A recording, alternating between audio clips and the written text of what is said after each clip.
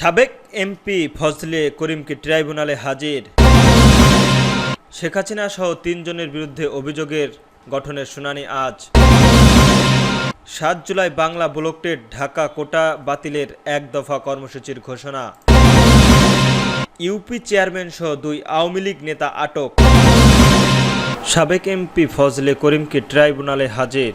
শহীদ ওয়াসিম হত্যা মামলায় চট্টগ্রাম ৬ রাউজান আসনের সাবেক সদস্য এবি ফজলে করিম চৌধুরীকে আন্তর্জাতিক অপরাধ ট্রাইব্যুনালে হাজির করা হয়েছে। ট্রাইব্যুনালে হাজির করা হয় তাকে গত জুলাই আগস্টের মানবতা বিরোধী অপরাধ মামলার আসামি। তাকে সাবেক আইজিপি চৌধুরী আবদুল্লাহ আল মামুনকে ট্রাইব্যুনালে হাজির করা হয়েছে। এর আগে গত ১২ সেপ্টেম্বর ব্রাহ্মণবাড়িয়ার আখাউড়া সীমান্ত দিয়ে অবৈধভাবে ভারতে পালিয়ে যাওয়ার চেষ্টার সময় তাকে গ্রেপ্তার করা হয়। এরপর গত ১৯ সেপ্টেম্বর ব্রাহ্মণবাড়িয়া থেকে হেলিকপ্টার করে তাকে চট্টগ্রামে আনা হয়। সরকার পতনের পর ফজলে করিমের বিরুদ্ধে কমপক্ষে ১০টি মামলা করা হয়। শেখ হাসিনা সহ ৩ জনের বিরুদ্ধে অভিযোগ গঠনের শুনানি আজ।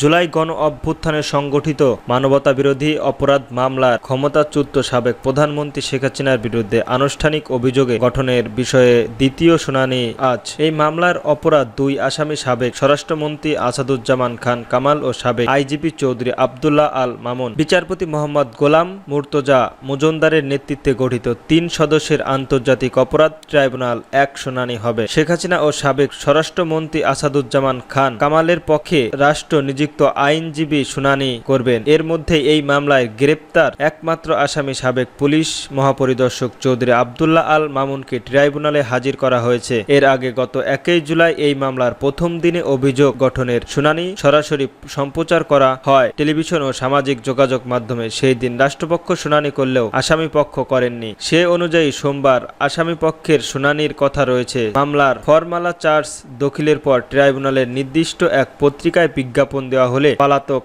হাসিনা ও আসাদুজ্জামান খান কামাল হাজির না হয় তাদের পক্ষে আইনজীবী নিয়োগ দেন ট্রাইব্যুনাল। অভিযোগ গঠন হয়ে গেলে জুলাই ও শেষে কিংবা আগস্টের শুরুতে মানবতা বিরোধী অপরাধ মামলায় শেখ হাসিনার বিরুদ্ধে সাক্ষ্য গ্রহণ। ৭ জুলাই বাংলা ব্লকটেট ঢাকা কোটা বাতিলের ১ দফা কর্মসূচি ঘোষণা।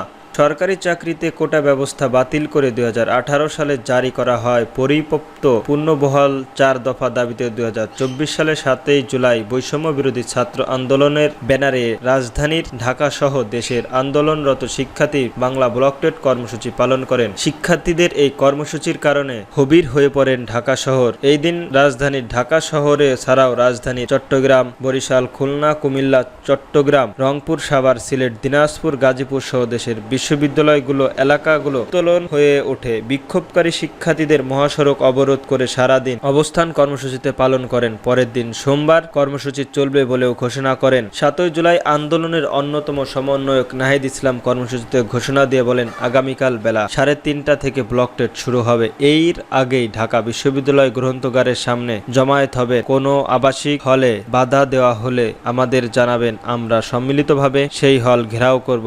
৮ই জুলাই থেকে ১ দফা দাবিতে আন্দোলন শুরু হয় জানিয়ে নাহিদ ইসলাম বলেন, সব গ্রেডের অযৌক্তিক কোটা বাতিল করে ন্যূনতম কোটা রাখতে হবে। পাশাপাশি সংসদের আইন পাশ করে কোটার সমন্বয়ন করতে হবে। তিনি বলেন, আমরা নথিপুতি পৌষ কোটাকে অযৌক্তিক কোটা বলে মনে করেছি। দাবি মেনে নিয়ে আজকেই আমরা পড়ার টেবিলে ফিরে যাব। আগামীকাল থেকে অনির্দিষ্টকালের জন্য ক্লাস বর্জনের ঘোষণা দিয়ে নাহিদ বলেন, দাবি আদায় না হওয়া পর্যন্ত অবরোধ কর্মসূচি চলবে এবং ফার্ম গেট পর্যন্ত অবরোধ করা হয়। দেশব্যাপী শিক্ষার্থীদের সঙ্গে একাত্ম জানিয়ে বিক্ষোভ ও অপরাধ কর্মসূচি পালন করে রাজধানীর শেরেবাংলা কৃষি বিদ্যালয়ের শিক্ষার্থীরা বিকাল ৩টায় বিশ্ববিদ্যালয়ের কেন্দ্রীয় গ্রন্থাগারের সামনে থেকে বিক্ষোভ মিছিল নিয়ে তারা রাজধানীর আগারগাঁও মোড় অবরোধ করেন। ৬টার দিকে অবরোধ তুলে নিয়ে যান, চলাচল স্বাভাবিক হয়। শাহজালাল বিজ্ঞান ও প্রযুক্তি বিশ্ববিদ্যালয়ের শিক্ষার্থীর ২ ঘণ্টা সিলেট, সুনামগঞ্জ শহর অবরোধ করে বিক্ষোভ প্রদর্শন করেন। বিকাল ৪টার দিকে বিশ্ববিদ্যালয়ের মূলত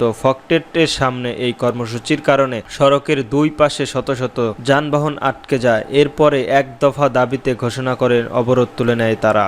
ইউপি চেয়ারম্যান সহ ২ আওয়ামী লীগ নেতা আটক। দিনাজপুরের বিরামপুর ইউনিয়নের পরিষদের চেয়ারম্যান সহ 2 আওয়ামী লীগ নেতাকে আটক করে জেল হাজতে পাঠিয়েছেন বিরামপুর থানা পুলিশ। সোমবার গভীর রাতে নিজ এলাকায় অভিযান চালিয়ে তাদেরকে আটক করা হয়। আটককৃতরা বলেন, দিরো ইউনিয়নের বৈদাহ গ্রামের আশরাফ আলী মণ্ডলের ছেলে আব্দুল মালেক মণ্ডল এবং পৌরসভা এলাকার মোজাম্মেল হোসেনের ছেলে মাসুদুর রহমান। এদের মধ্যে আব্দুল মালেক মণ্ডল দিরো ইউনিয়নের বর্তমান চেয়ারম্যান ও ইউনিয়ন আওয়ামী লীগের সহসভাপতি এবং মাসুদুর রহমান পৌর যুবলীগের সদস্য বলে বিরামপুর থানার ভারপ্রাপ্ত কর্মকর্তা ওসি মমতাজুল হক নিশ্চিত করেছেন। খোঁজ নিয়ে জানা গেছে, উপজেলায় বিভিন্ন স্থানে আসামিদের ধরতে বিশেষ অভিযান চালানো হয়। অভিযানে আব্দুল মালেক মণ্ডল ও মাসুদুর রহমানের বিরুদ্ধে নাশকতা চালিয়ে ব্যবস্থাপনা ভাঙচুর, অগ্নিসংযোগের অভিযোগে থাকায় তাদের আটক করা হয়েছে। জানতে চাইলে বিরামপুর থানার ওসি ভারপ্রাপ্ত কর্মকর্তা বলেন, নাশকতা চালিয়ে বিভিন্ন স্থাপনায় ভাঙচুর, অগ্নিসংযোগ অভিযোগে থাকা 2 আসামিকে আটক করে জেল হাজতে পাঠানো হয়েছে।